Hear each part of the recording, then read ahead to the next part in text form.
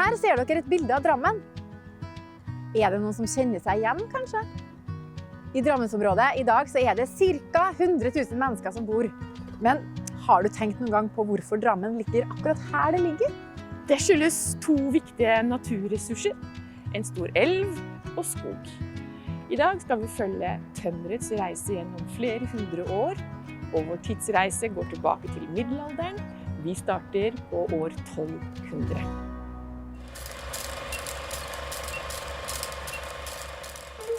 På den tiden bodde de aller fleste menneskene på gård og var selvforsynt. Det vil si at de produserte det meste de trengte selv. De dyrket korn som bygg og havre, og hadde husdyr som kyr, gris, høner, sauer og geiter, som ga melk, kjøtt, egg, skinn og ull.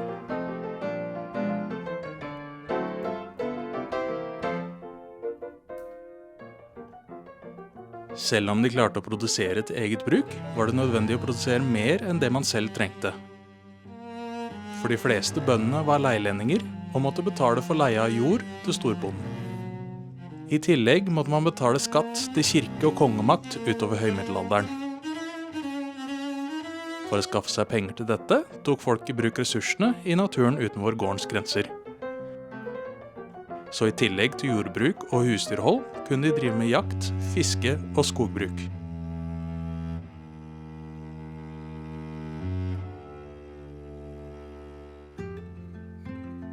Over hele Norge begynte man å handle og utveksle varer.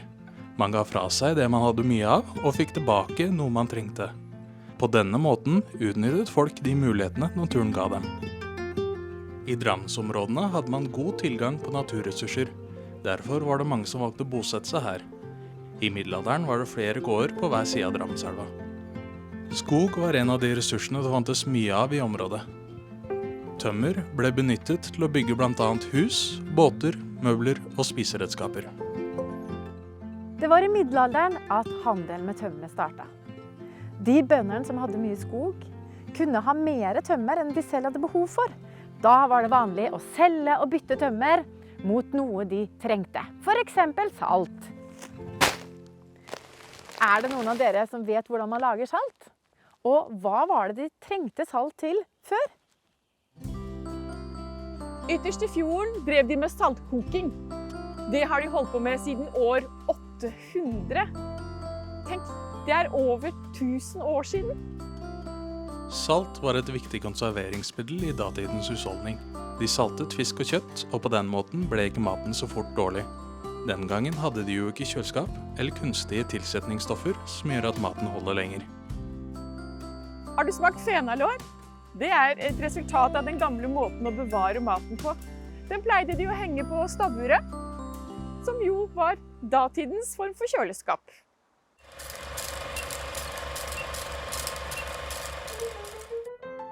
Men hvordan lagde man salt? For å produsere salt trengte man saltvann. Bøndene som bodde ved kysten hadde ubegrenset mengde av det. Men de trengte ved for å koke salt ut av vannet. Vi vet at det gikk med mye ved for å utvinne 1 tønne salt. Gårdene innerst i fjorden trengte salt for å konservere maten sin. Så de byttet eller solgte ved for å få salt. Men hvordan klarte man å frakte så mye tømmer den lange veien fra en gård i Eiker til Svelvik? Det fantes ikke tog eller lastebiler. Det fantes jo ikke veier engang. Og de store skipene kunne ikke seile på grunna inn i fjorden. Se på kartet her. Ser dere at det er noe som binder disse to stedene sammen? Ja, det er jo elva det. Elva var en viktig ressurs før, og det er den fortsatt. Siden treet flyter i vann, så kunne elva brukes til å frakte treet fra et sted til et annet ved hjelp av strømmen. Det er det som kalles fløting, men det skal vi snakke mer om i neste film. Alt tømmeret ble ikke brukt til å koke salt. Det var flere som hadde bruk for tømmeret, og den handelen var grunnen til at det ble dannet en by her.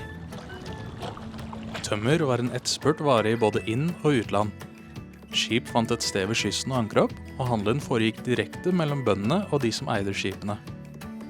Men etter hvert som flere skip kom, begynte man å bruke de havnene som lå bra til, og som hadde god tilgang på tømmer. I Drammensområdet var Kobbervik havn her på Tangen en slik havn. Ja, det er det nå ennå da. Og første gang vi hører om denne havna, det er i et brev om trelast fra 17. juni 1340. Wow, det er jo skikkelig imponerende da. Det var allerede på 1200-tallet at hollenderne kom for å kjøpe trelast. Og etter hvert kom skip fra England og andre europeiske land, og handelen økte gjennom 1300- og 1400-tallet. Skog var nemlig mangelvare ute i Europa. Der hadde man hugget for mye over lang tid. De ville ikke bare ha tømmerstokker, men også bjelker og bord. Det var mye arbeid for bøndene å kløyve tømmerstokkene og hugge bjelker, og det satte en naturlig begrensning på produksjon og eksport. Selv om havna lå i Kobbervik, var det på den andre siden av elva handelsplassen lå. I det området vi i dag kaller Bragernes, lå Brakar gård, den eldste og mest dominerende gården i området. Så når europeerne kom for å kjøpe tømmer, hadde de med seg varer som vi trengte. Her kunne bøndene fra hele Drammensområdet komme for å kjøpe og selge varer.